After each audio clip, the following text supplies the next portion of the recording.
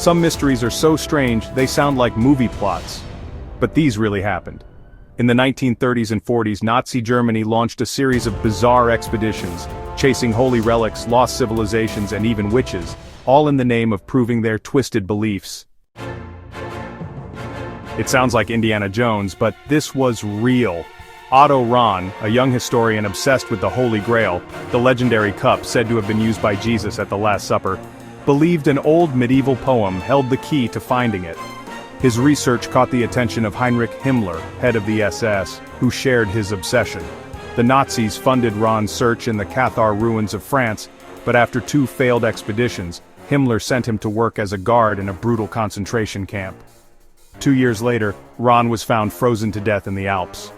To this day, the Grail's existence remains a mystery.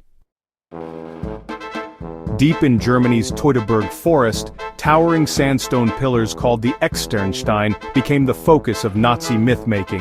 Himmler's archaeological branch, the Ahnenerbe, claimed the site was once home to a sacred world tree worshipped by ancient Germanic tribes.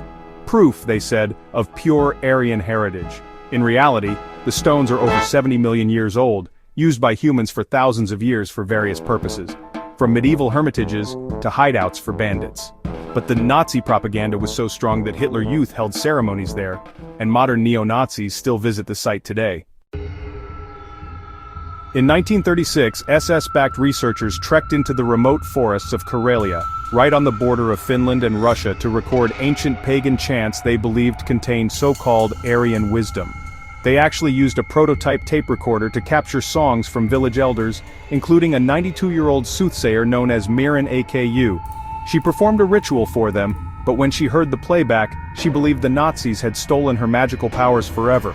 These eerie recordings still survive, and they're a chilling reminder of how superstition and ideology collided. In 1939, a Nazi expedition led by Ernst Schaefer arrived in Lhasa, Tibet. Officially, they were there to study plants, animals, and culture. But their hidden mission was to collect physical measurements of Tibetans, hoping to prove a link to the so-called Aryan race. They also saw strategic value. Tibet sat in a perfect position to influence British-controlled India. Himmler even dreamed of forming a pro-German army there.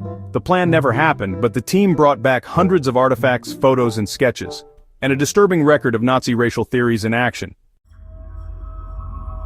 In 1928, German explorer Edmund Kiss visited the ancient ruins of Tiwanaku in Bolivia, a city built by a powerful pre-Inca civilization. Kiss believed the site was millions of years old and created by Nordic supermen from Europe, based on pseudoscientific world ice theory.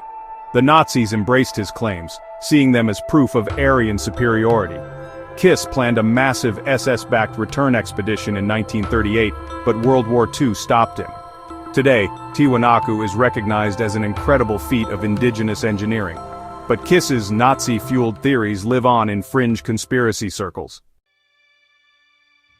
From holy relics to ancient ruins, these Nazi expeditions blurred the line between archaeology and obsession, twisting history to fit an ideology.